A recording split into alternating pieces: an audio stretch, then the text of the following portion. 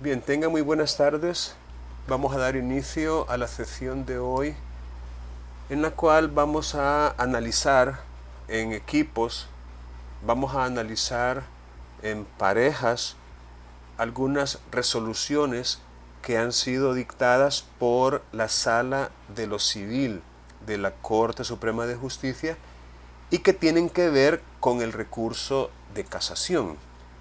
Ahorita mismo yo las voy a subir, estas resoluciones, a la plataforma de Canvas para que ustedes las puedan descargar desde allí.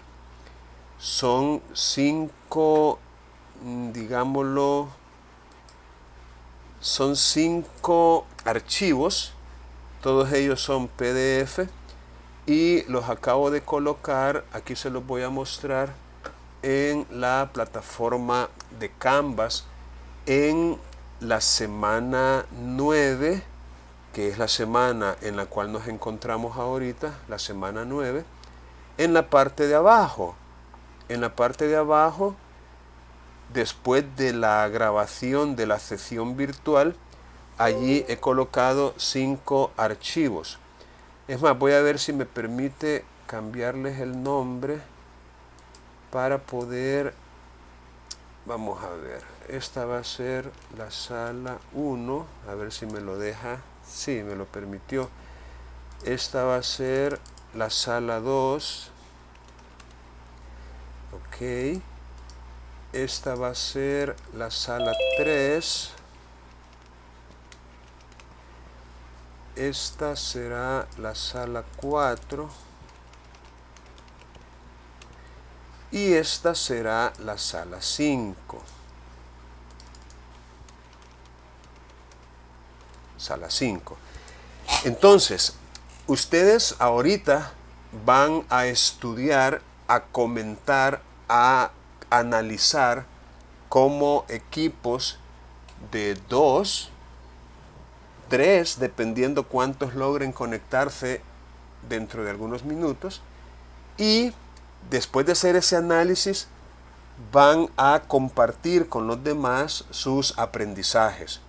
Van a explicar con sus propias palabras en qué consistió la resolución que analizaron, qué fue lo que pudieron aprender de ella, qué sugerencias, consejos o recomendaciones podrían dar en cuanto al recurso de casación. ¿Será que el abogado cometió algún error? ¿Será que el abogado no hizo, digamos, bien su formulación del caso, su argumentación, las disposiciones legales que citó, etcétera? Entonces, vamos a crear ahorita los salones dentro de Zoom. Dentro de estos salones ustedes deben comunicarse entre sí y deben participar activamente en el análisis.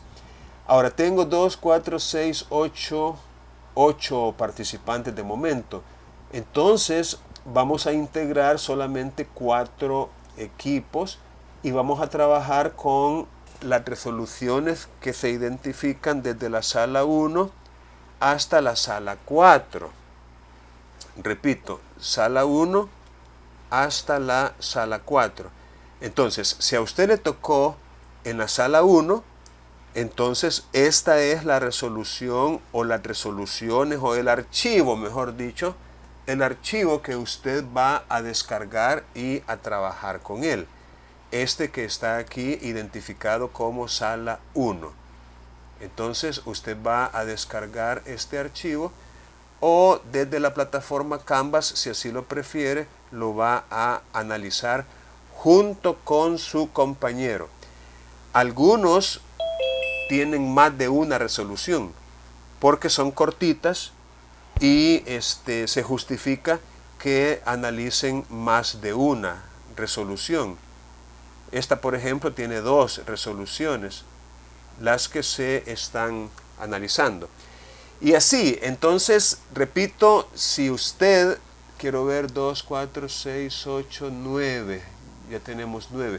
Te vamos a formar los 5 equipos y un equipo de momento va a quedar solo con una persona, pero tan pronto ingrese otro, lo vamos a asignar a esa sala. Y los que vayan ingresando, los vamos a ir ingresando a las 5 salas, a modo de que cada quien tenga alguna actividad o tarea por realizar. ¿Alguna pregunta en relación con esta actividad? Estamos ante un análisis jurisprudencial. Se trata, repito, de leer, comentar, explicar, analizar, extraer resoluciones de la sala de lo civil que tienen que ver con el recurso de casación, para ver qué podemos aprender de dicho recurso. Entonces, repito, vamos a conformar en Zoom 5 salas y vamos a trabajar en el estudio durante 30 minutos. 30 minutos es un tiempo suficiente para que ustedes puedan leer la o las resoluciones que les corresponda y luego preparar como equipo un pequeño resumen, una pequeña explicación con sus propias palabras de lo que ustedes han comprendido. Repito, 5 equipos, va a aparecer allí un botón para que entre al salón y vamos a trabajar, como les repito, con 30 minutos en esta actividad.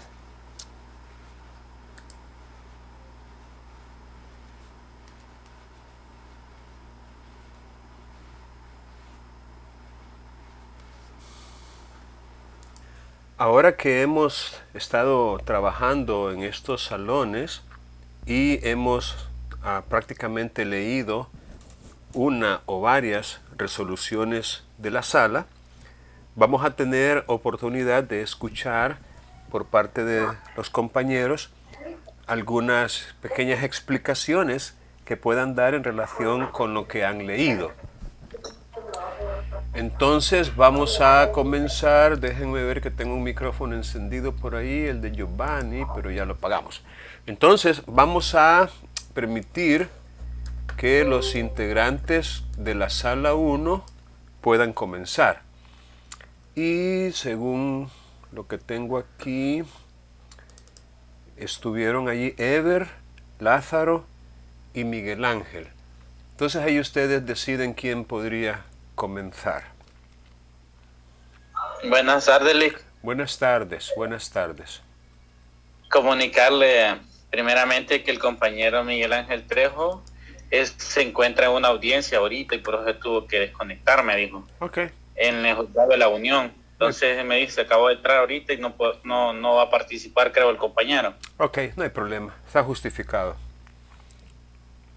Bueno, en ese caso, pues me correspondería a mí comenzar, ¿verdad? Ok, está bien. A nosotros nos tocaron 2 sentencias.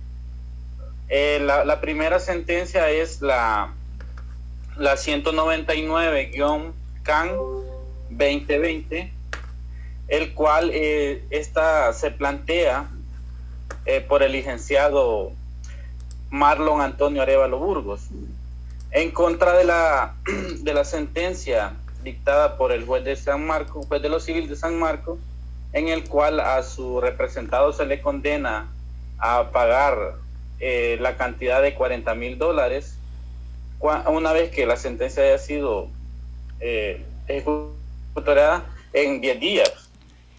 Él interpone la casación en la sala por el motivo de que a su criterio ha habido una aplicación errónea del artículo 178 del Código Procesal Civil y Mercantil, el cual habla sobre la notificación por medios electrónicos, que dice que cuando se notifica una resolución por medios técnicos, se dejará constancia en el expediente de la remisión realizada y en este caso se tendrá por realizada la notificación transcurridas 24 horas después del envío, siempre que conste evidencia de recibido.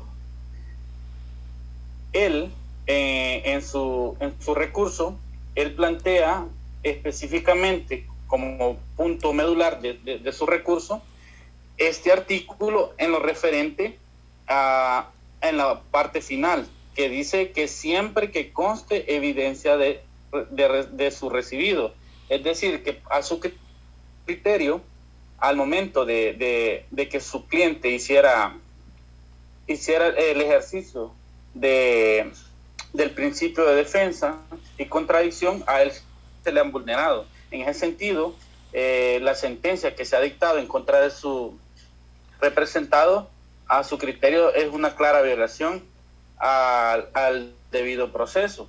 Y es por ello que él dice de que el secretario notificador debe hacer constar que quede algo con que se pueda comprobar, o la evidencia con que se pueda comprobar de eso de recibido. Y en base a eso es que él plantea su recurso. Al hacer el análisis de la admisión por parte de la sala, se comienza a enumerar cada uno de los requisitos que debe contener el recurso, y entre ellos, al ver que este no es no cumple con los requisitos, se le declara inadmisible, porque él lo plantea desde ese punto de vista únicamente. O sea, como que al momento de que se haga la notificación, el juzgado tiene que cerciorarse de que cuando sea por medios electrónicos, que quede su evidencia, pero la evidencia queda desde un momento de que se envía el archivo por correo, en este caso la sentencia o notificación. Ahí queda evidenciado a qué hora se hizo y el día que se hizo. Entonces, a mi criterio, la actuación que ha hecho el litigante, en este caso, para mí, él le ha dado una mala interpretación al artículo 178, porque a mi criterio no se le han vulnerado ningún derecho, y tampoco el proceso puede declararse errores en el proceso, porque se hizo conforme a derecho. Porque el juez no puede ir a la casa, o el secretario en este caso, o el notificador, si lo está haciendo por medios electrónicos, ir a preguntarle a la casa al demandado si recibió, o en este caso al representante legal, que sería el abogado, a corroborar si él recibió la información o no la recibió. Entonces, para mí, este motivo por el cual él interpone el recurso no es el idóneo. Eso sería mi participación, Lee. Muy bien, excelente. Muchas gracias. Creo que hemos todos comprendido muy bien el asunto, en qué consistió la queja presentada ante la sala a partir de este recurso. Sin embargo, me parece importante hacer algunas observaciones en relación con la decisión de la sala. La sala prácticamente declaró inadmisible el recurso porque el abogado invocó como su motivo lo que la sala entiende que es un error o un vicio de fondo, es decir, no de forma. Vamos a ver. Dice, invocó como causa genérica la infracción de ley, específicamente por aplicación errónea del artículo 178 del Código Procesal Civil y Mercantil.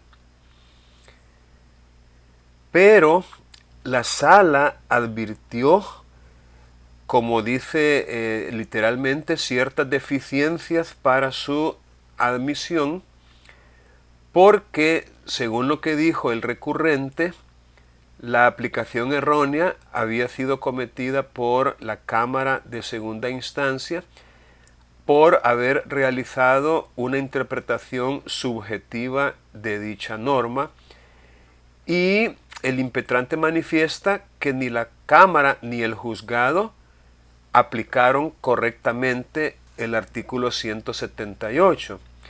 Entonces, prácticamente la argumentación presentada por el recurrente tenía que ver con una infracción al artículo 178, de la manera que ya se expuso, ¿no? Como quien dice, no basta con el reporte de transmisión que queda, sino que el notificador debe asegurarse, tal vez no mediante una visita que pueda hacer, porque perdería sentido la notificación por fax, ¿verdad? Sino que en ese caso mejor que haga la notificación personalmente.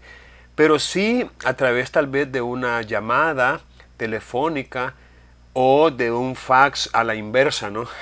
Como quien dice, remíteme tú también un fax en donde me digas por ese medio que has recibido la notificación que te acabo de enviar. El punto es que, según la sala, el artículo 178 está regulando un procedimiento a seguir cuando se realizan notificaciones por medios técnicos.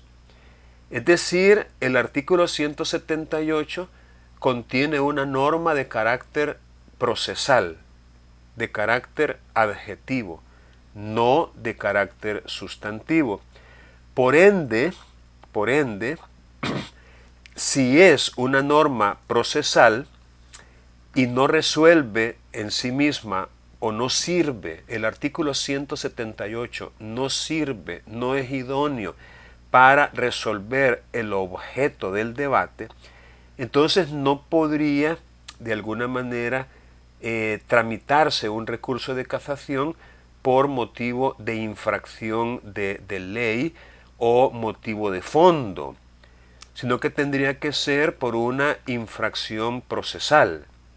Sin embargo, la sala reconoce que esa infracción procesal que resultaría de no cumplirse a cabalidad, ya sea con la letra o con el espíritu del artículo 178, es decir, por ser una norma procedimental y no sustantiva, ya que lo que regula es un procedimiento, o sea, obviamente es una norma procesal. Entonces, un vicio relacionado con ese artículo tendría que estar en la lista o en las causales que de manera taxativa regula el artículo 523. Ahora bien, como no aparece en el artículo 523, o como lo dice la sala, si esa actuación no se encuentra prevista por el legislador en ese elenco de submotivos, entonces no se podría admitir. Pero si ha provocado una vulneración a derechos fundamentales, ese defecto, ese error, ese vicio tendría que haberse denunciado por conducto de una nulidad procesal, según lo dispuesto en el artículo 238 del mismo código. Sin embargo, continúa la sala, el impetrante, o sea, el recurrente, ha atribuido a la Cámara una infracción de fondo, es decir, un vicio que solo podría cometerse por dicha instancia al resolver el fondo de la controversia, asunto que es inviable decidir a través de la misma cuando la actuación anómala que se denuncia es de carácter procesal. Entonces, ¿qué podemos aprender de esta sentencia, de esta resolución? Permítanme un segundo. Vaya, lo que yo entiendo que podemos aprender es que en presencia de una infracción, es decir, si nosotros hemos analizado un proceso y hemos descubierto que se ha cometido una infracción, necesitamos determinar si esa infracción tiene que ver con una norma sustantiva o material o con una norma adjetiva o procesal. La sala nos está diciendo que tratándose de normas procesales, necesitamos cualquier infracción a esas normas que son procesales, necesitamos encasillarla en alguna o varias, porque se pueden ser simultáneamente, en alguna de los motivos o submotivos de forma contemplados en el artículo 523. Ahora, si no está definitivamente que nos van a declarar inadmisible o en su caso improcedente el recurso de casación porque no tiene asidero legal, porque no aparece en ese listado que para la sala es taxativo, es completo, se agota en sí mismo, no hay más. Entonces no podríamos, como quien dice, tener éxito en la formulación del recurso. Pero si esa infracción que nosotros hemos descubierto atañe o ¿cuál es la palabra? Violenta principios fundamentales, como lo puede ser el derecho de audiencia, el derecho de defensa, entonces sí podemos, como quien dice, tratar de corregir esa situación, esa anomalía, ese defecto, ese vicio, pero no por medio del recurso de casación, sino por medio de una nulidad procesal. Y esa es la razón por la cual no se validó o no se le dio trámite a este recurso. El recurso de casación, sigue diciendo la sala, es extraordinario, de admisibilidad restringida, exige el cumplimiento de ciertas formalidades para ser admitido. Por ello, no será admitido si no cumple con los requisitos propios, tal como en este caso. Así que, otra vez, la sala no dio, prácticamente ni siquiera tramitó el recurso. Bien, ustedes tienen otra resolución aquí mismo, ¿verdad? ¿La van a compartir también? Sí, esa me corresponde a mí. Ok, perfecto. Esta es la resolución 30-2020 y esta en primera instancia se generó con un proceso declarativo común de cumplimiento de contrato por parte del señor Aed, algo así, en contra de la municipalidad de Chalchuapa, representada por la alcaldesa, donde se declaró, se desestimó la pretensión de esta abogada respecto del cumplimiento de contrato de prestación de servicios profesionales. Él no estaba satisfecho, entonces lo buscó en apelación en segunda instancia e igualmente se desestimó. Ya en casación, él lo que invoca es infracción de ley, más que todo el artículo 1360, 1416 y 147 del Código Civil. Y asimismo otro segundo motivo, que es el quebrantamiento de las formas esenciales del proceso, regulados en el artículo 522, 523, específicamente en el numeral tercero. Ya cuando la sala hace un análisis del recurso de casación, menciona que el artículo 528, ¿verdad?, donde habla de los requisitos que debe de contener el recurso, que tiene que ser por escrito y que en cada cosa que se alega se tiene que hacer por separado la argumentación. Y es algo que yo he aprendido ahorita, ¿verdad? Quizás al abogado se le escapó leer el artículo 528 y él, cuando hace mención de todos los artículos que él considera que son infringidos, él hace un resumen general y no explica por separado cada infracción. Y es lo que la sala menciona, que por lo cual lo va a declarar inadmisible. Y el otro igual, que era por infracción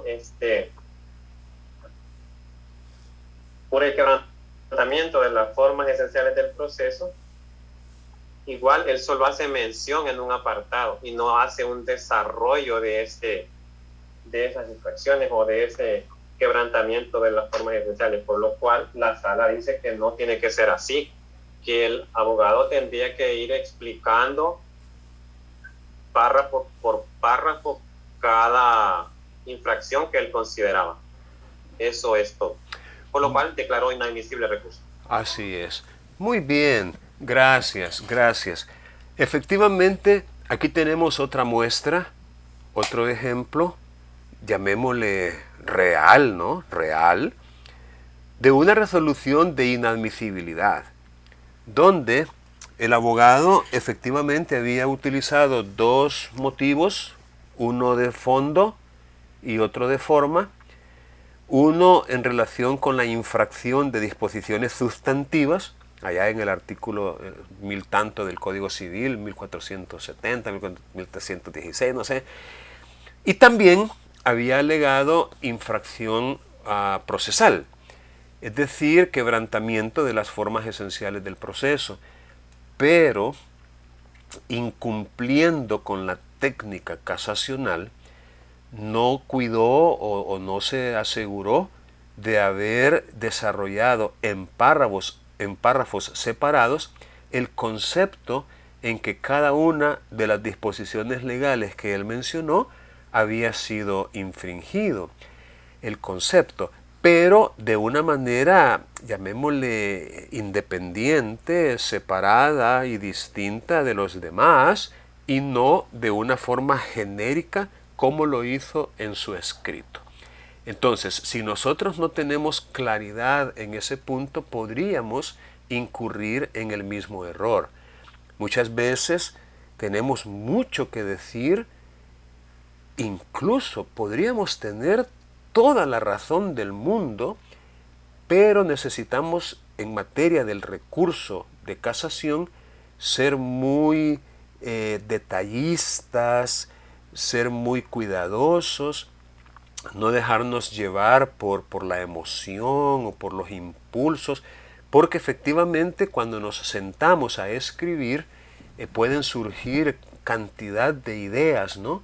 Y nosotros las vamos consignando, ¿no?, en nuestro escrito que estamos preparando. Pero otra vez, yo por ejemplo conozco a un colega migueleño, no hombre, vieran cómo se entusiasma cuando comienza él ya sea a hablar o a escribir. Pero el problema es que lo hace de una manera así, atarrayazos, ¿no? Y obviamente eso no va con la técnica o con la forma correcta en que debemos redactar. Tenemos que ser muy organizados, tenemos que ser muy puntuales. Ejemplo, yo digo, aquí hay infracción, por ejemplo, él mencionaba artículos 1360, 1416 y 1417. Entonces, miren, tendríamos que decir, infracción del artículo 1360 del Código Civil. Dicho artículo literalmente dice lo siguiente.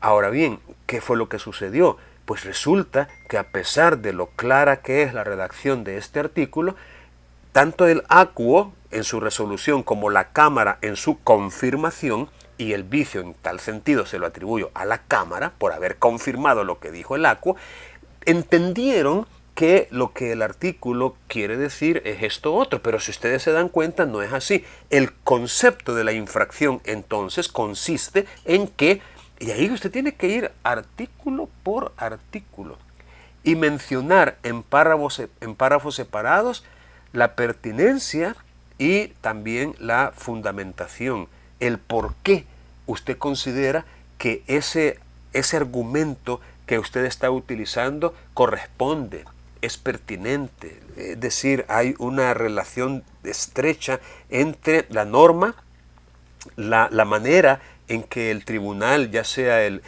ADCEM, porque nosotros vamos a cuestionar, ya lo hemos aprendido antes, la resolución de la Cámara. Resulta un poco difícil y tenemos tal vez la posibilidad de errar si atribuimos la infracción al tribunal de primera instancia, al acuo. Recuerden que nosotros no estamos impugnando la sentencia del acuo, estamos impugnando la sentencia del ADCEM, o sea, del tribunal de segunda instancia, del que conoció en segunda instancia.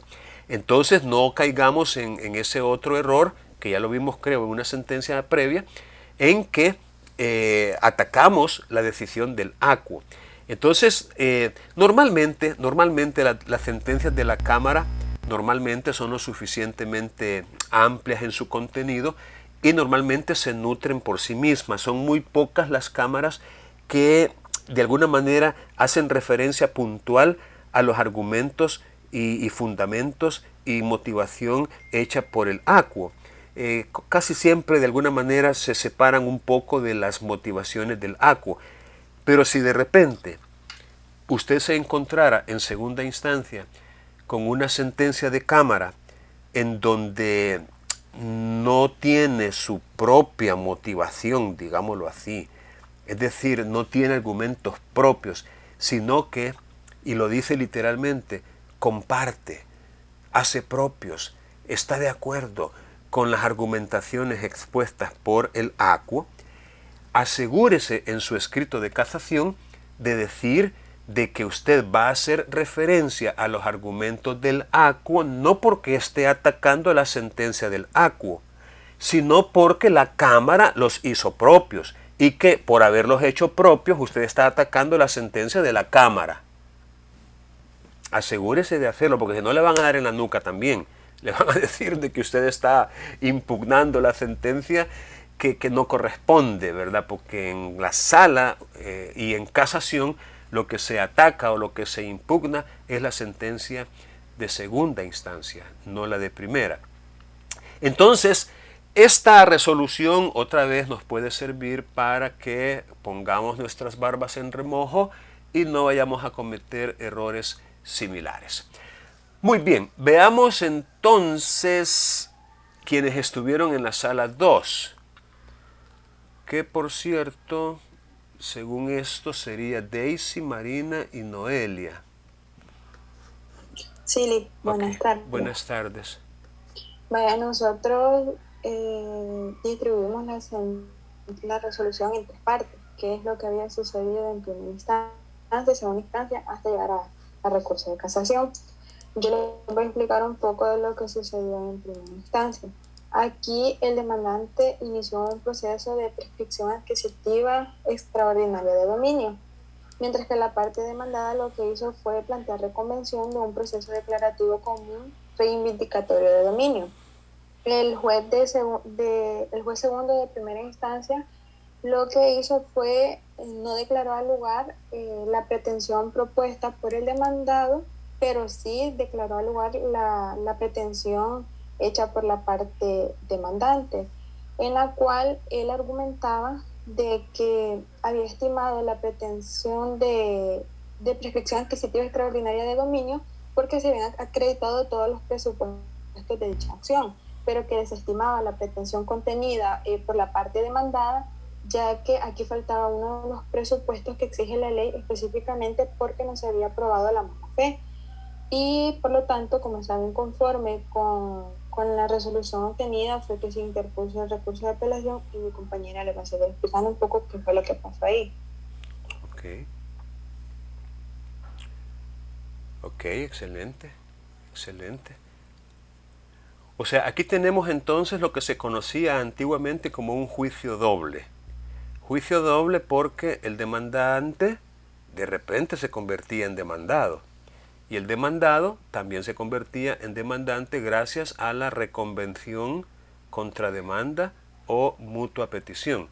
Entonces aquí hubo una demanda, vamos a ver si podemos recordar, una demanda de prescripción adquisitiva extraordinaria de dominio. La prescripción adquisitiva es una forma o un modo de adquirirse el dominio de las cosas ajenas, de las cosas que tienen otro dueño distinto del que se quiere convertir en tal. Y esa demanda requiere por lo menos 30 años de posesión sobre el bien.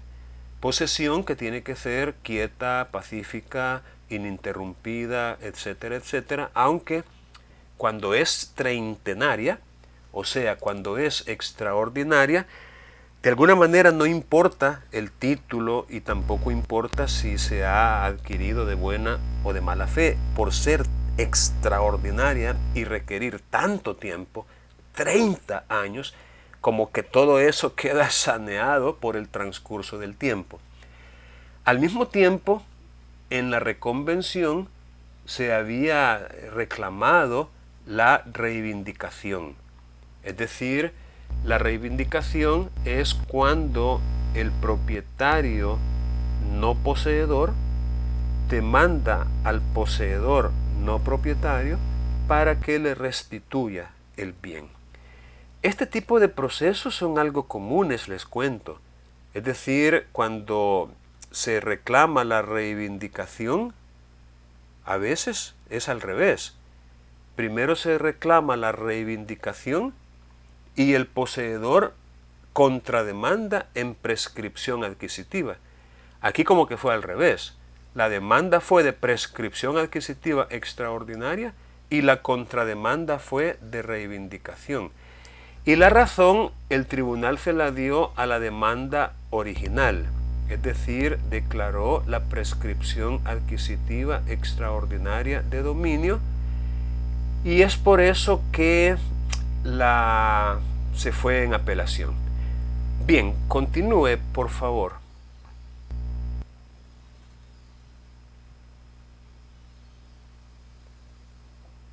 Hola. ¿Quién va a continuar con la segunda parte? Jolie, buenas tardes. Buenas tardes. Sí, le oímos. A mí me tocó sobre lo que falló la Cámara de lo Civil de la primera sección de Oriente con sede en San Miguel. En la sentencia de las 9 horas del 17 de julio de 2019 falló que la pretensión planteada en el escrito de apelación, estimando esta que la acción reivindicatoria de dominio planteada en el escrito en la contrademanda revocó en todas sus partes la sentencia impugnada, condenando en este caso al demandado a restituir condenando al demandado a restituir al demandante el inmueble objeto de debate en este proceso. Es decir, que esta Cámara revocó la sentencia impugnada, estimando la pretensión que estaba contenida dentro del escrito de apelación y la demanda reconvencional de acción de reivindicatoria de dominio, ya que la Cámara alegaba de que estos acreditaban 3 supuestos de la ley en una inaplicación del artículo 35 inciso 4 de la ley relativa a las tarifas y otras disposiciones administrativas del registro de propiedad raíz de hipoteca. Siendo esto, según la Cámara, mal aplicado, como también desestimó la pretensión de la parte actora, en este caso la apelada, ya que no existía, decía, ni prueba firme, ni seria, ni contundente en razón de lo que se quería demostrar, como también que dentro de la prueba pericial y el reconocimiento judicial habían agregado que eran de otro proceso y que ya estaban archivados. Ya luego de esta decisión de la Cámara, la parte demandante interpuso un recurso de casación. Muy bien, gracias. Vamos a hacer un pequeño comentario de lo que sucedió entonces a nivel de Cámara. Efectivamente, y como muy bien lo resume la sala, la Cámara le dio vuelta totalmente al asunto. Revirtió por completo lo que se había decidido en primera instancia. Si en primera instancia le habían dado la razón a la demandante,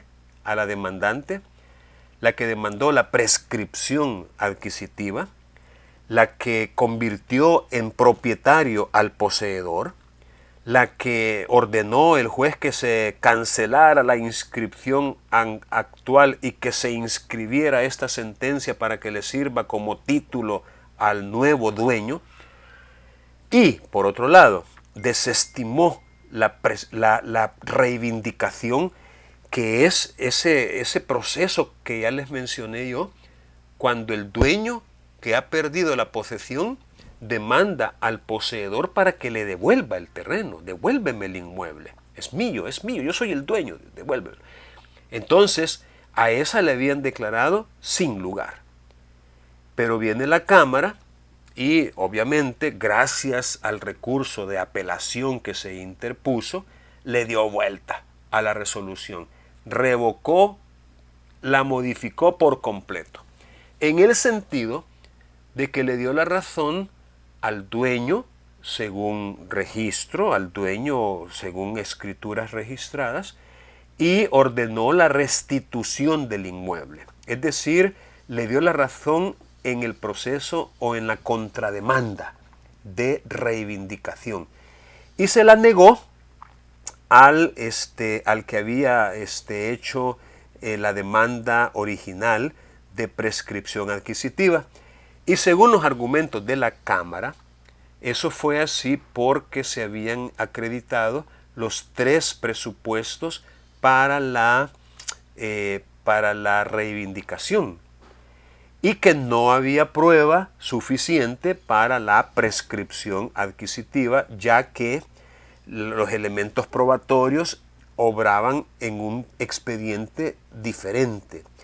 Miren, aquí yo quiero que ustedes pongan atención, pero mucha atención, a este último detalle. Mire, usted no puede válidamente pretender hacer valer en un proceso la prueba que se ha producido en otro proceso diferente. Espero estarme explicando. Les pongo un ejemplo. Yo hace poco tuve un caso en donde se había declarado en un proceso penal, se había declarado la nulidad de la falsedad de un instrumento, y para ello se había hecho una prueba caligráfica, dactiloscópica, por parte del Laboratorio de Investigación Científica del Delito de la Policía Nacional Civil, quienes nombran a un técnico especializado. Le tomaron muestras de firma a la persona, digámoslo así, cuya firma había sido falsificada antes, y determinaron, comparando los rasgos de su forma de escribir, su firma que puso cientos de veces en unas hojas que le entregan, él está como 2 horas haciendo planas, haga esto otro, escriba esto, escriba la fecha, escriba su nombre, escriba su firma, otra vez su firma. Nombre, lo tienen ahí como que es niño de escuela, por casi 2 horas. Le duele la mano al final. Pero eso es la prueba, o mejor dicho, no la prueba, sino los materiales indubitados que ellos necesitan para obtener su conclusión final. Y el punto aquí es que se determinó la falsedad. Y hubo un dictamen y hubo una sentencia condenatoria, y en la sentencia se declaró falso el documento. Al mismo tiempo, el interesado había denunciado al notario responsable de ese instrumento, y la sección de investigación profesional de la Corte Suprema de Justicia pues también hizo una investigación administrativa, también le pidió a la Policía Nacional que nombrara un técnico del Departamento de Investigación del Delito, y también tenía un dictamen de que la firma era falsa. La misma firma, pues porque era el mismo caso, solo que uno era penal y el otro era administrativo. En uno para determinar las sanciones penales, en el otro las sanciones administrativas. Pero en ambos procesos, repito, había dictamen determinante, pues conclusivo. Ya eran 2. Entonces yo seguí, digamos, el proceso civil, porque con ese documento se habían otorgado otros, había servido como base para otros, y mi idea era, o mi intención era anular no ese, sino los otros, ¿verdad? Sobre la base de que se habían utilizado un documento falso para, ejemplo, un poder para otorgar unas hipotecas. Ahora, yo bien hubiera podido solicitar certificación al tribunal. De hecho, tenía en mis manos certificación del dictamen pericial técnico que acreditaba que había falsedad, y también hubiera podido solicitar, y de hecho también tenía en mi poder, certificación de lo actuado en sede administrativa. Pero volviendo al punto, yo no me podía dar el lujo de que al final en la sentencia se absolviera a los demandados, argumentando el juez con razón de que esos elementos probatorios que yo había introducido mediante certificación habían sido producidos en procedimientos, en expedientes, en procesos distintos. Y que yo tenía que, y eso me parece muy cierto, tenía que haber pedido dentro de ese proceso la experticia grafotécnica. Es decir, tenía que haber pedido, aunque ya tuviera 1, 2 o 3, tenía que haberlo hecho y obviamente lo hice. Lo hice, como les repito, porque para mí resulta muy claro de que no se puede, dentro de un proceso, utilizar medios probatorios que han sido producidos en otro. Y la razón es bien sencilla, bien sencilla. Principio de inmediación, principio de defensa, principio de contradicción. ¿Quién habría inmediado esa prueba si yo quisiera darle ese valor dentro de este proceso civil? ¿La habría inmediado el juez de la causa? Obviamente que no. ¿La pudo haber inmediado allá el juez de lo penal? ¿La pudo haber inmediado en aquel otro lugar el jefe de la sección de investigación profesional, pero no el juez de la causa? Y estaría quebrantando ese valioso principio de la inmediación. Por otro lado, ¿qué oportunidades tendrían los abogados de los demandados dentro de este proceso civil para controvertir esa prueba? Si yo hubiera pretendido, aquí les traigo ya la prueba irrefutable de que la firma es falsa, ¿qué oportunidades hubieran tenido para contradecir, para interrogar a los peritos, para tratar de hacerlos caer en contradicciones, en inexactitudes, en falsedad incluso? Ninguna, ninguna. Principio de defensa claramente quebrantado y violentado y de contradicción. Entonces, échense por favor a la bolsa.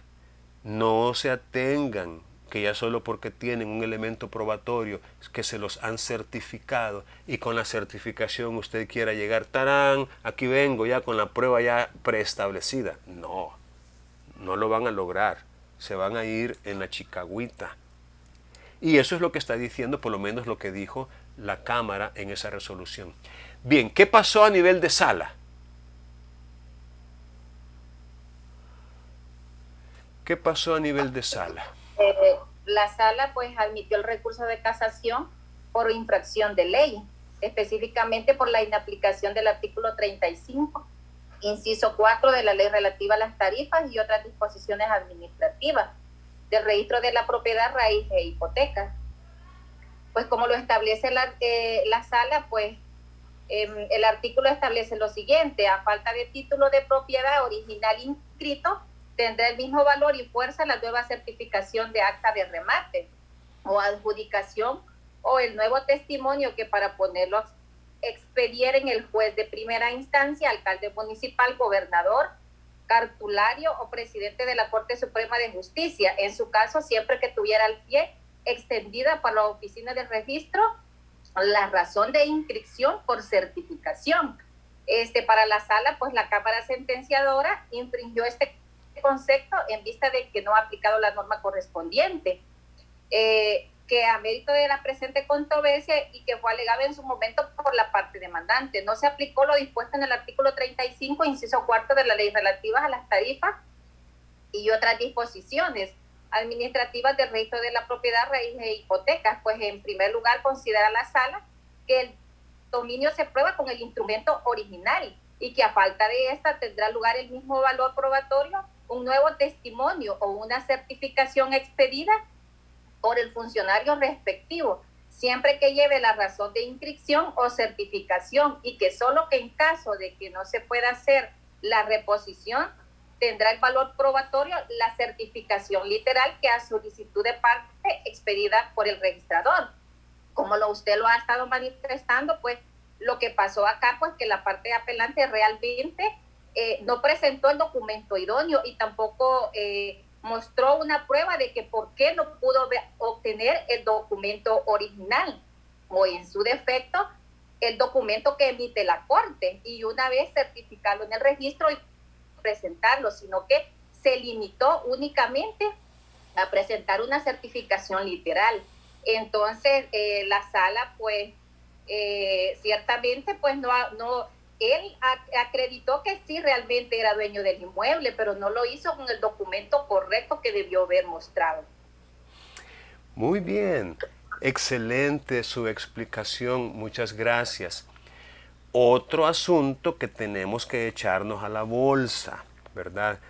Miren, no estoy muy seguro si esta sentencia es la primera o la única que hace referencia a este famoso para mí, artículo 35 de este anterior llamado reglamento y luego convertido en ley.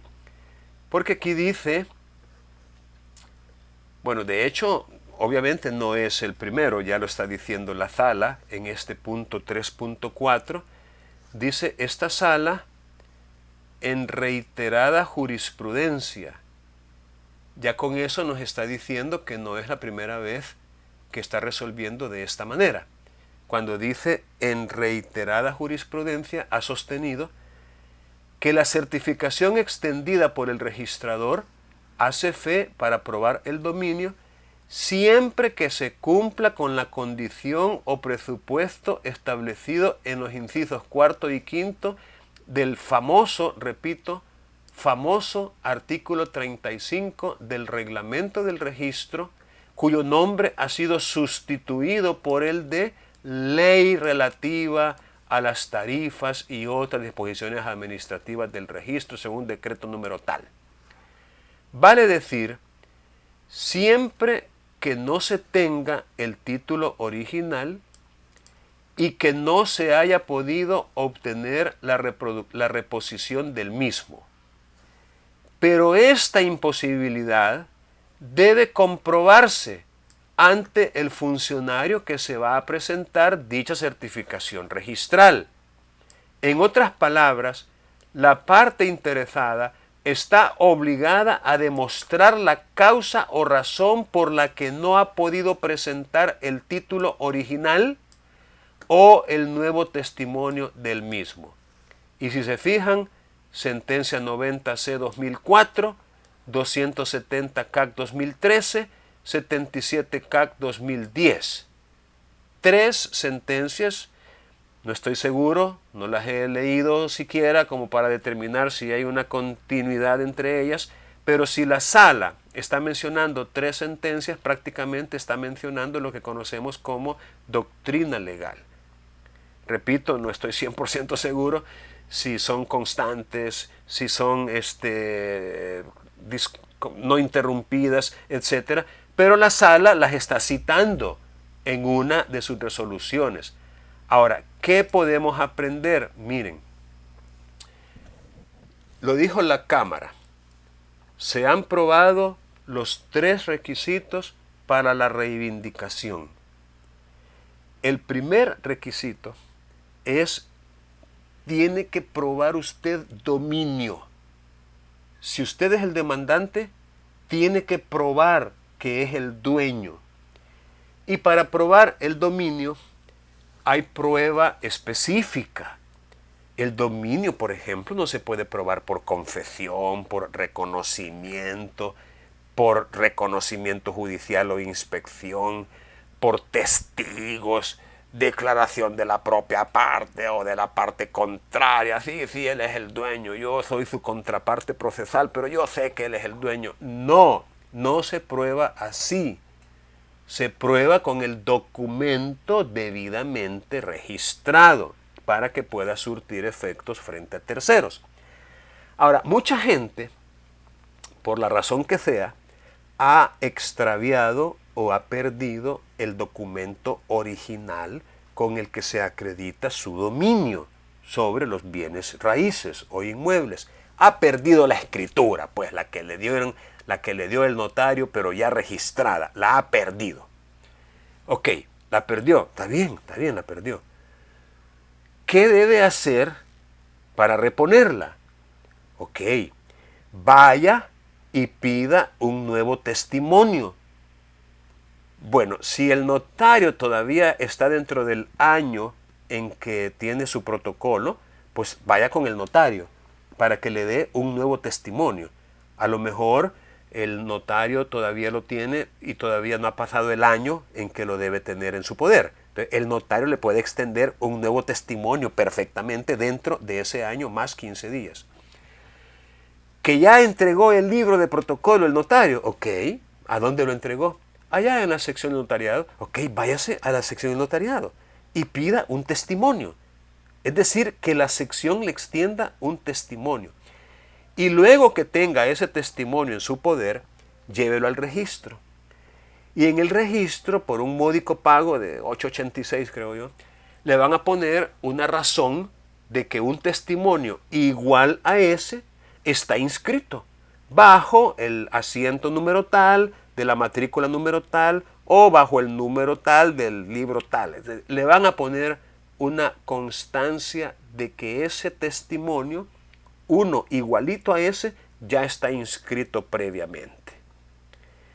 Lo que significa que no se lo van a volver a inscribir porque ya está inscrito. Le van a dar una constancia de que ese testimonio está debidamente inscrito. Y con eso usted suple. Ahora bien, ¿qué es lo que hacen muchas personas que desconocen los alcances de esta sentencia? Y entre ellos muchos colegas abogados, y a veces hasta notarios, y a veces hasta cámaras, cámaras, porque esto fue una cámara la que pronunció esta sentencia. ¿Qué es lo que hacen? Van al registro y solicitan una certificación literal. La certificación literal en realidad es una fotocopia de la escritura y tiene obviamente una constancia, una razón firmada por el registrador, sellada por el registrador, de que esa copia es fiel y conforme con lo que está en el registro. Miren, yo sé, y ustedes quizás compartan conmigo, que podría resultar absurdo negarle valor probatorio a esa certificación literal dada por el registrador. O sea, ¿por qué le voy a negar valor? ¿Por qué? ¿Y no el registrador está dando fe, pues? Pues para contestar esa pregunta, por ese famoso artículo 35. Ese artículo 35 ha sido interpretado en el sentido de que esa certificación de la que estamos hablando, esa certificación va a poder tener valor probatorio siempre y cuando usted le compruebe al juez ante quien se la está presentando que hizo todo lo que estaba a su alcance para obtener un nuevo testimonio, una nueva certificación, un nuevo documento, y no le fue posible obtenerlo. Si usted le demuestra eso al tribunal, no hay problema, el tribunal tendría que validar y darle valor probatorio a la certificación. Pero si no lo hace, entonces no tiene valor probatorio. Y por eso es que la sala, en este caso concreto, resolvió que al no haberle dado cumplimiento, al no haber aplicado este artículo, se configura, y lo dice literalmente, se configura la infracción de ley denunciada por inaplicación del artículo 35, inciso cuarto de esa ley. Por lo que se impone casar la sentencia y este es un ejemplo, esta sentencia, de uno en la cual la sala se convierte en tribunal de instancia. Se convierte en tribunal de instancia y por excepción y porque se ha convertido en un tribunal de instancia, valora prueba, valora los hechos. Se convierte como que si fuera el tribunal primero. Esto encierra un problema serio de orden quizás político, filosófico,